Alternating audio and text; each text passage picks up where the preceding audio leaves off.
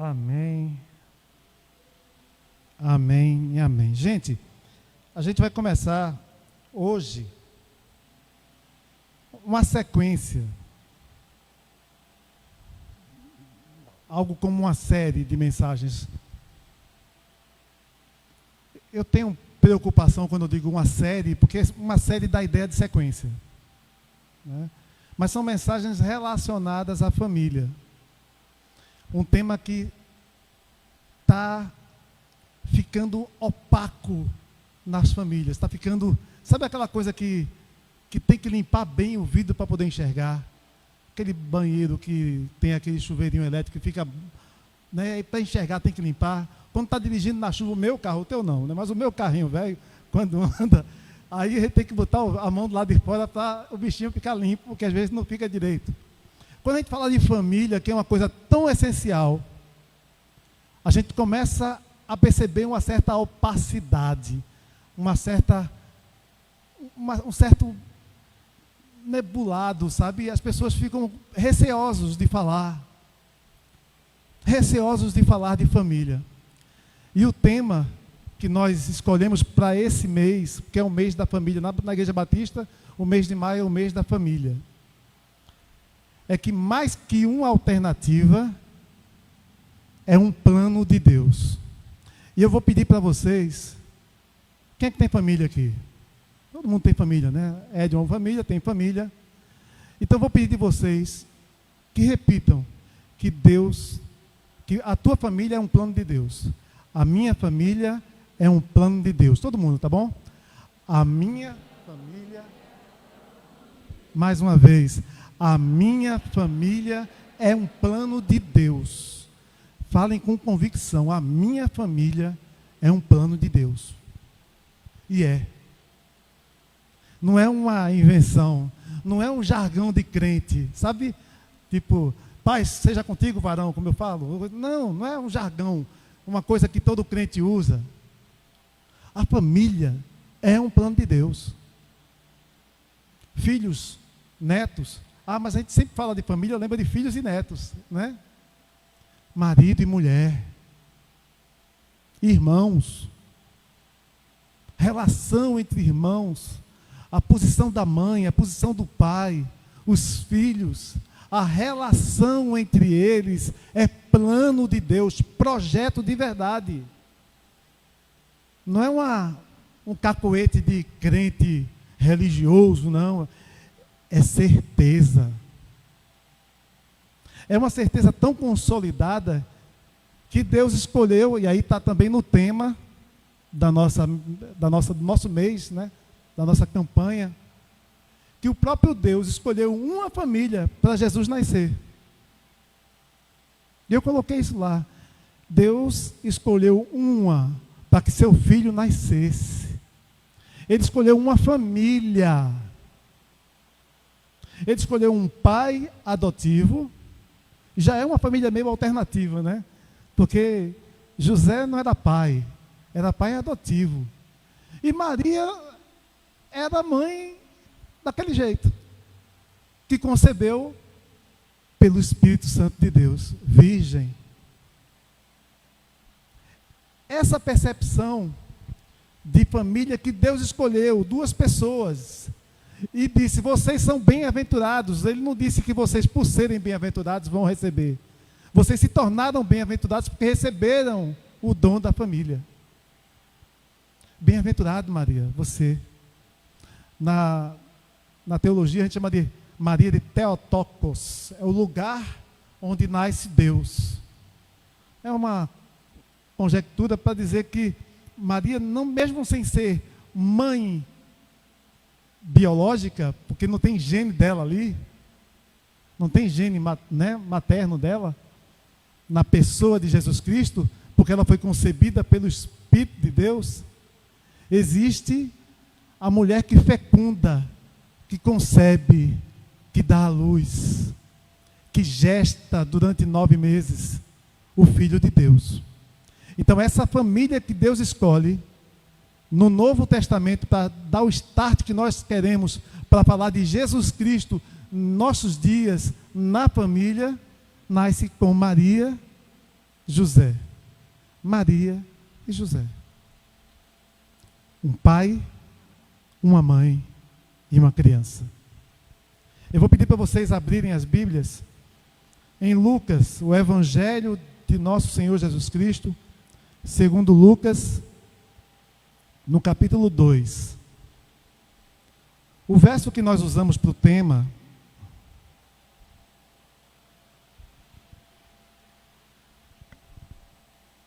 está no Cântico de Simeão. Eu escolhi o verso 33, mas a gente vai ler a partir do 28, tá? Lucas, capítulo 2, verso 28 ao 33.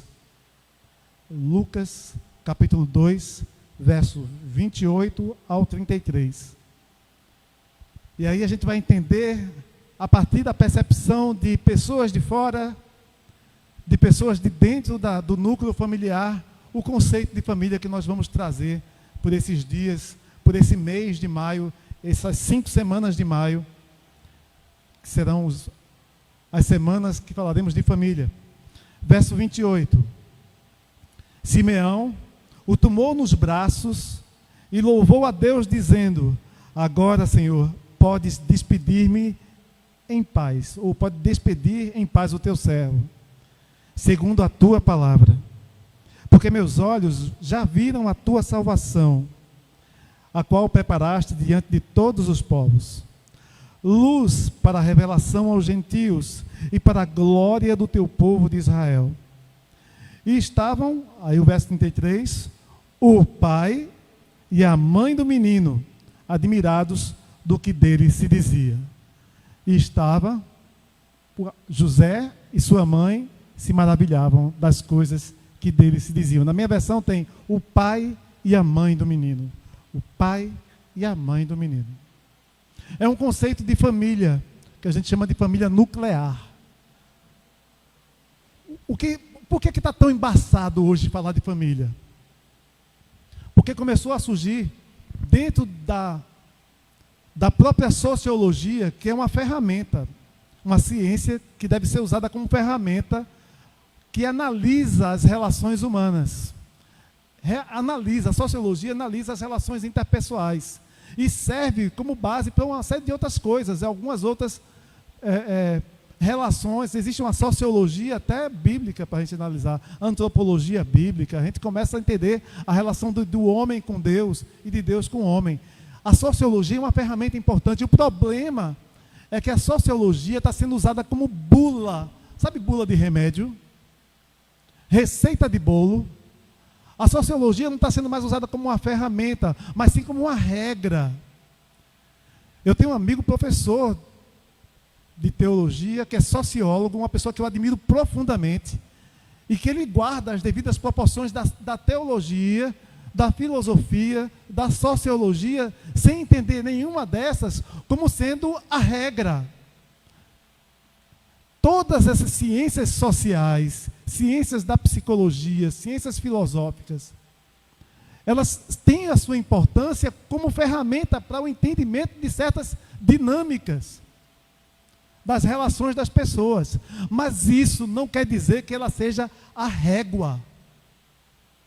Até porque nós, cristãos, batistas, crentes, gostamos de dizer que a Bíblia é a nossa regra de fé e prática.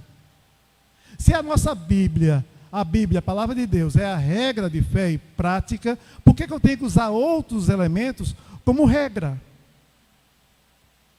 Como bula, como se fosse o remédio e a solução para os problemas, quando não são.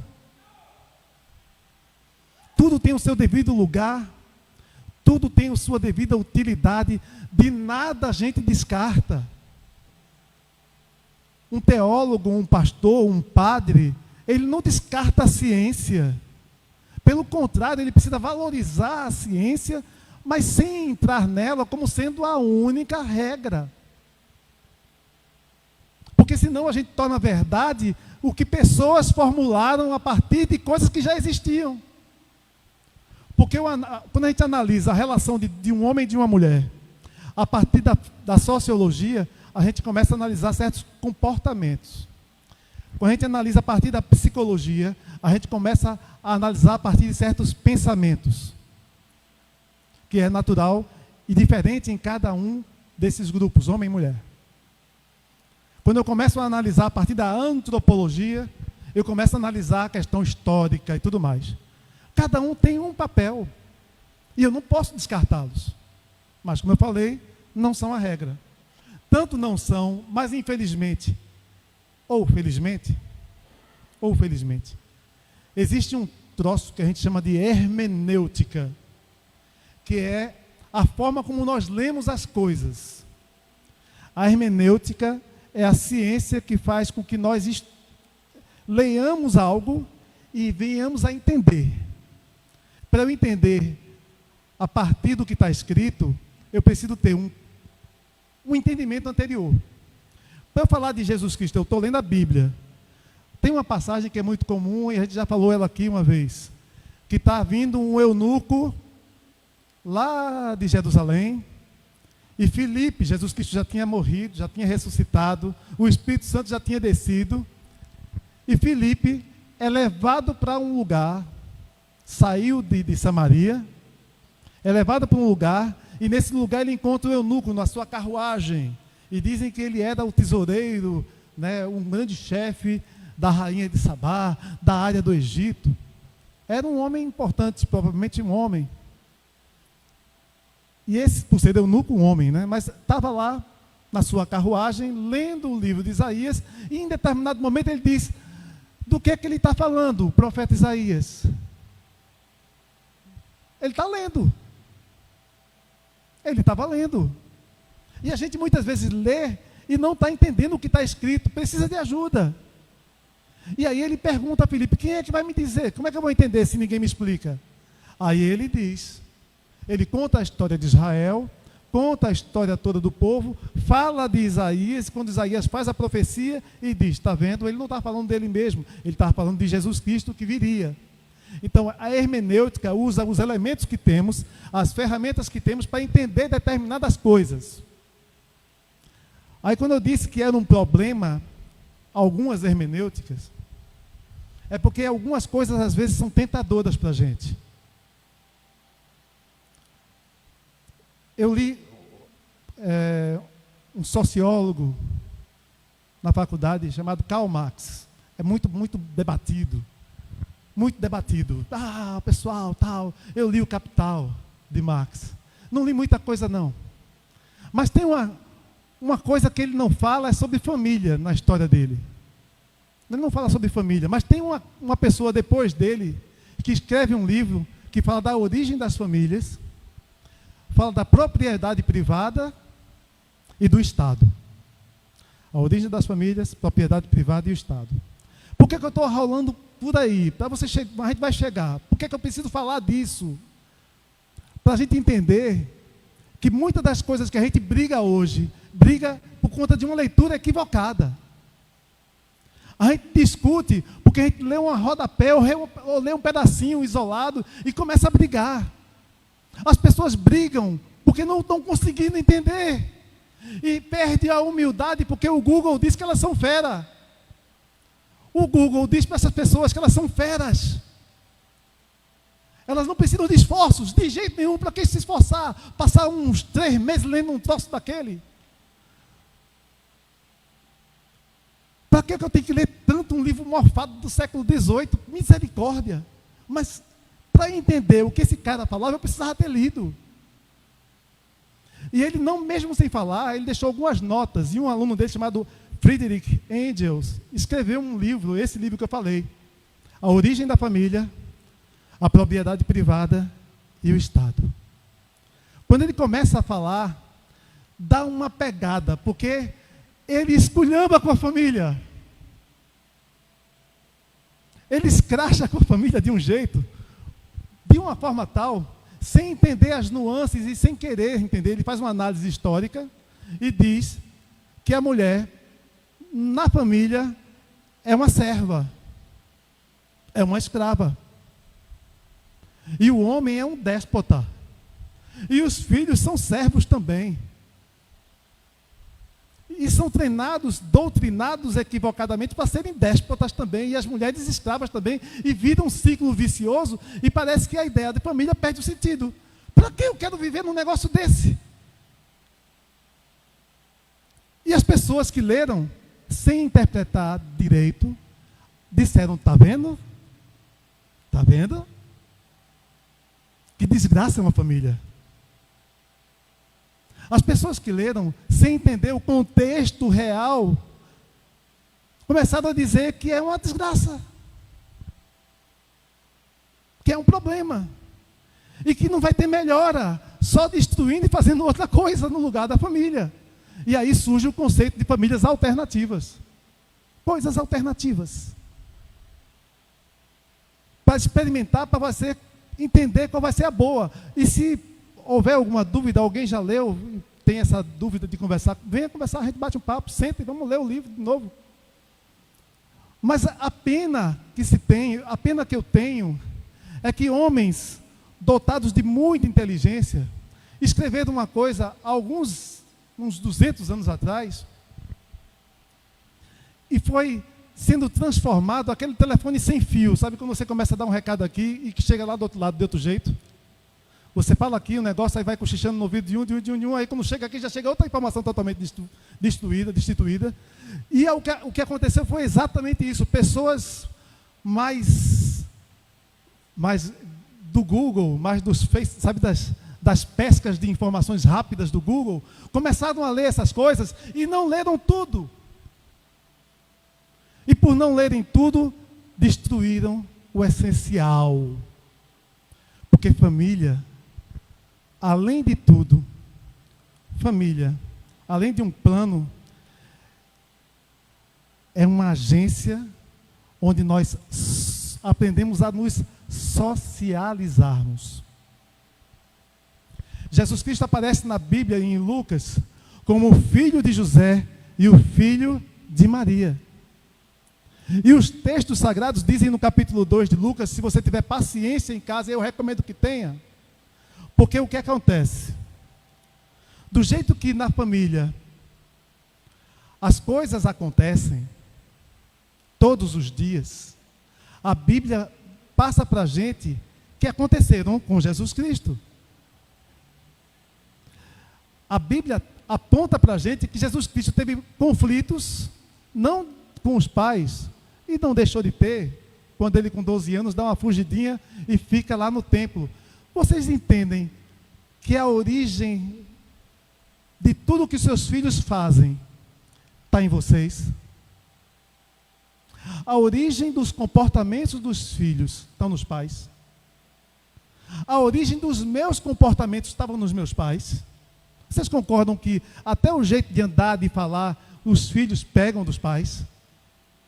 Por quê? Porque é no cotidiano, é no dia a dia, que essas crianças vão definindo o seu comportamento, o padrão da sua conduta. Jesus Cristo, vamos para Lucas de novo, vamos continuar em Lucas, na verdade.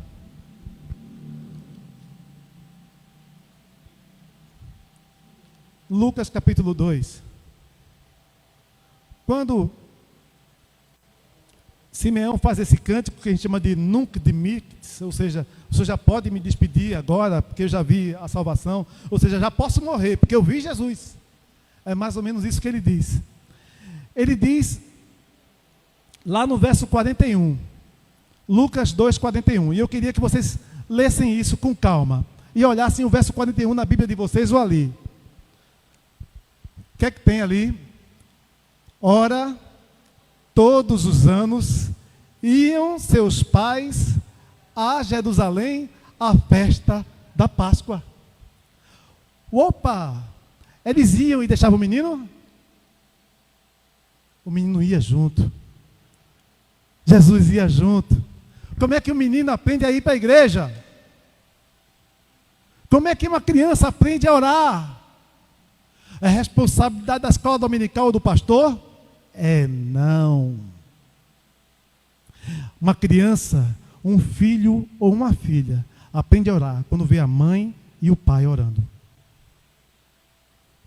Uma criança aprende a gritar com o pai e com a mãe quando escuta grito entre os dois.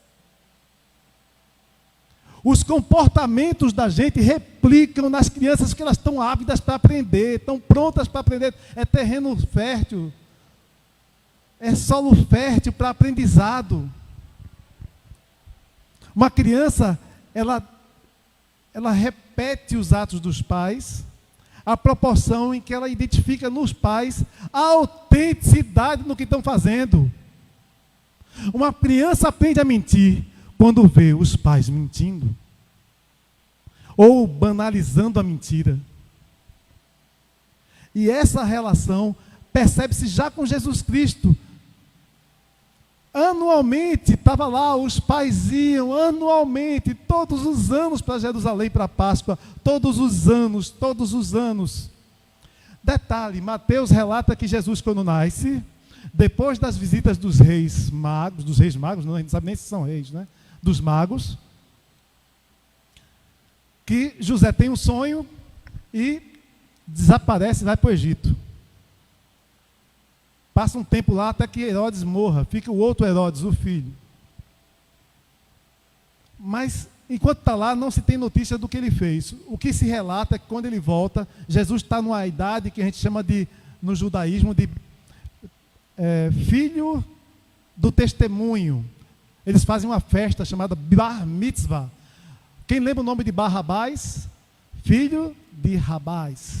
Bartimeu, filho de Timeu. Bar indica filho. Aí a festa que eles fazem para o menino de 12 anos, 13 anos de idade, é Bar Mitzvah, que é filho ou filha. A menina com 13 anos é Bat Mitzvah, é filha da lei, filha da promessa, filha.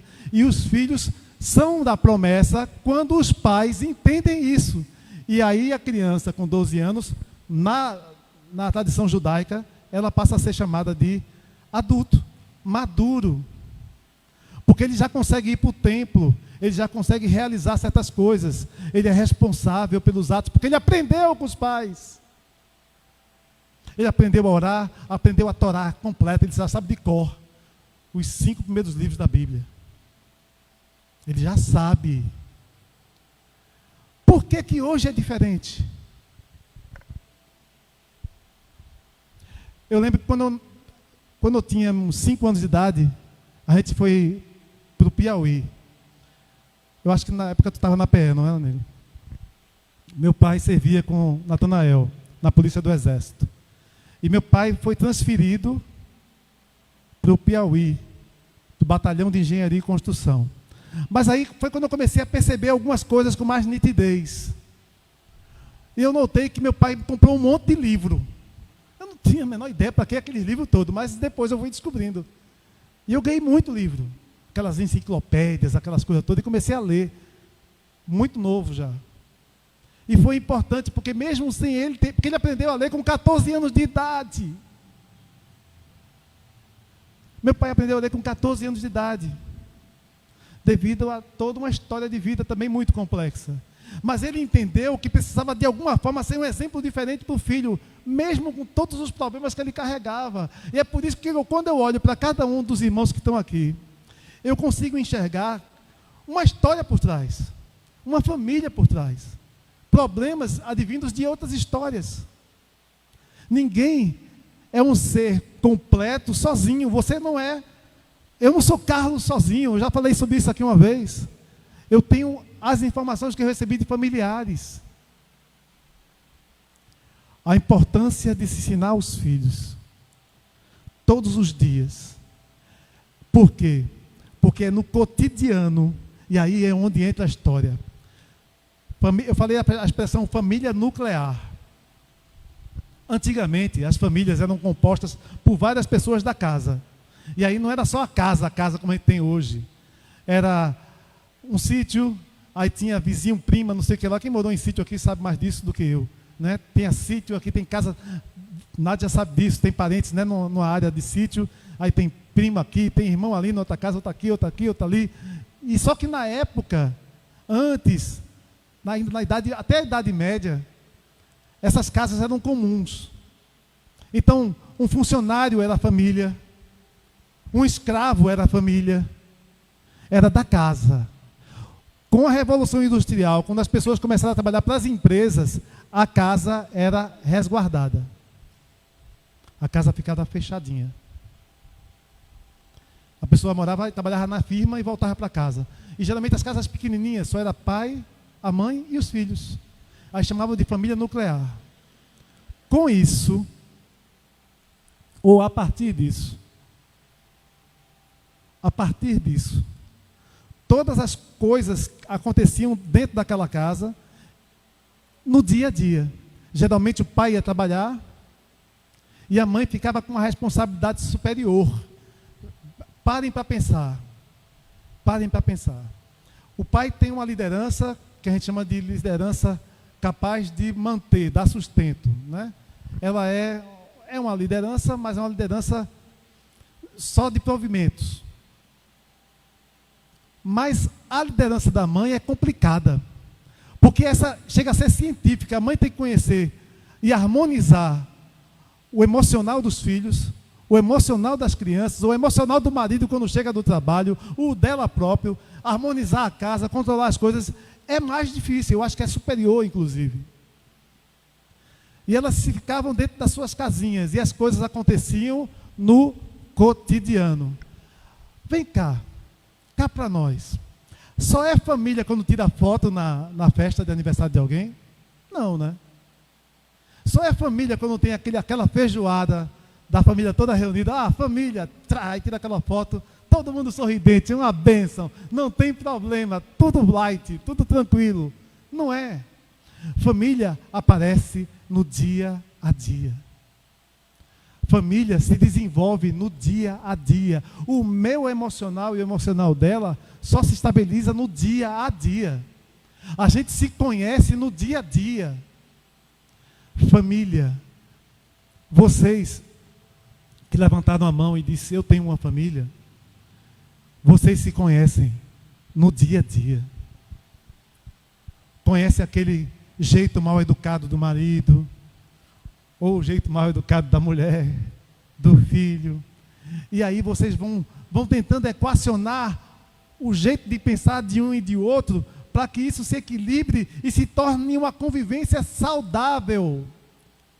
Porque quando duas pessoas se juntam, o propósito é fazer com que os filhos desenvolvam-se e se tornem maduros. E aí entra um conceito muito importante chamado maturidade. Jesus Cristo, a partir dos 12 anos, foi chamado de maduro, e quando ele disse para os pais, eu estou aqui na casa do meu pai. Parecia desafoitoso, né? Por que vocês estão preocupados? Eu estou na casa do meu pai. E ele estava conversando com os doutores da lei. Ah, porque Jesus Cristo era fora do comum. Não, toda criança com 12 anos fazia isso, tá? Só para constar. Os meninos com 12 anos de idade, que já estavam na idade do bar mitzvah, conversavam com os doutores da lei, eram provados, eram testados.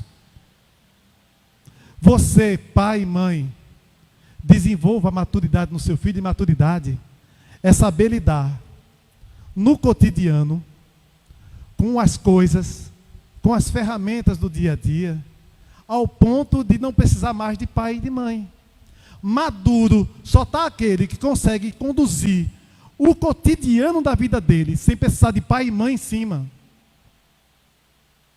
Você cria seus filhos para ele enfrentar os problemas dele. Ah, mas eu vou deixar de ajudar meu filho? De jeito nenhum.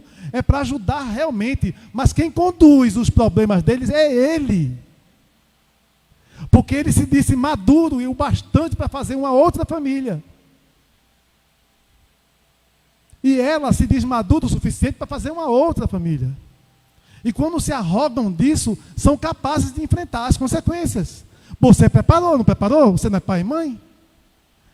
O problema é que a gente se exime da responsabilidade. Eu digo isso de mim. As culpas de coisas que eu hoje vejo que eu não gosto de comportamento A ou B de uma filha minha, eu digo, isso é culpa minha.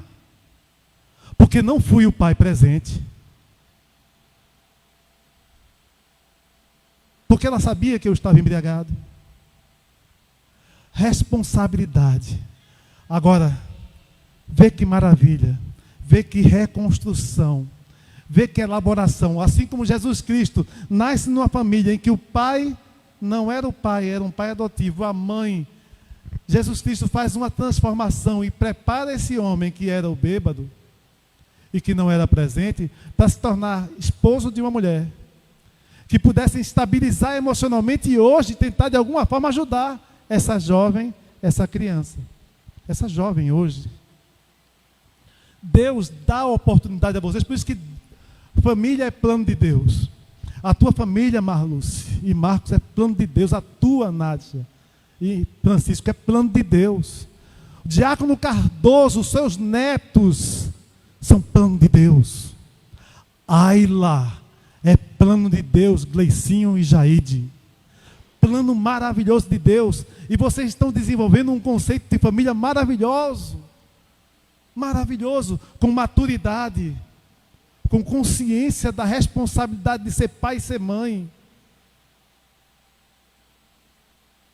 Débora, Ziel, mais recente casal da igreja. Vocês desenvolveram uma família, estão construindo uma família belíssima, com projetos, e vão desenvolver isso com maturidade. Vocês se tornaram responsáveis por essa projeção de vida. Vocês se tornaram responsáveis por uma dinâmica nova de vida, e esse comportamento de vocês, na palavra de Deus, por isso que a gente lê o Salmo 127. Se não tiver Jesus, se não tiver Deus edificando a casa, minha irmã e meu irmão, cai. Cai você e cai ela. Se não tiver com Jesus Cristo sustentando. Porque se for por mim e por Patrícia, somente cai, meu irmão, se não tiver Jesus Cristo. Se não tiver Jesus Cristo, Natanael e Graça não resistiriam depois de tanta turbulência que a vida da gente passa. Severino e a irmã Josefa sabe disso. Essas batalhas que a gente enfrenta nessa construção de uma vida. Rafaela, seu esposo, você sabe do que eu falo. Precisa de Jesus na história, dessa referência. A família não é um aspecto de uma sociedade que está sendo analisada, não. Ela é reorganização. Ela é a estruturação do plano de Deus. É a estruturação do plano de Deus. Ele começa uma família em Adão e Eva. Ele manda Abraão sair da sua parentela e construir família, uma família que seria até hoje reconhecida como igreja. E nós somos os filhos da fé. Vamos falar aqui na próxima semana, Dia das Mães, sobre mães. Na semana seguinte sobre pais, depois de filhos, e posteriormente da relação entre esses entes a partir de Jesus Cristo. Entendam e guardem no coração. Não é uma alternativa sociológica. Não é uma alternativa que pode dar certo. É plano de Deus. Por isso que é no cotidiano, todo dia, com dificuldade, sabe, às vezes parece que a gente sofre mais do que aproveita, mas não. A gente está aproveitando, inclusive no sofrimento, na dificuldade, muitas vezes, minha irmã, nas dificuldades. E é nessas dificuldades que a gente vai se fortalecendo, criando corpo, resistência, resiliência. Resiliência para suportar dias mais difíceis e depois dizer: eu vim até aqui com o meu Deus me conduzindo para a vitória. Porque sem Jesus Cristo fica em vão. Sem Jesus Cristo, sem Deus edificando a casa, é em vão. Então, gente, família é para estabilizar as nossas personalidades. Todos os dias nós estabilizamos um pouquinho a nossa personalidade no casamento, na relação entre marido e mulher. E eu estou me referindo mais aos maridos e mulheres aqui. É no dia a dia que vocês vão solidificando, vão fortalecendo a personalidade de vocês, para daqui a 40 anos fazer como eu faço esses dois aí, que eu acho massa, que estão passeando, tirando foto, e assim: eu te amo, meu amor, eu quero chegar lá, 40 anos de casado, eu quero chegar lá, a gente vai chegar, vocês vão chegar, para a glória do nome de Deus. Referência maravilhosa, Natanael e Graça. Que o Senhor nos abençoe a todos. Amém.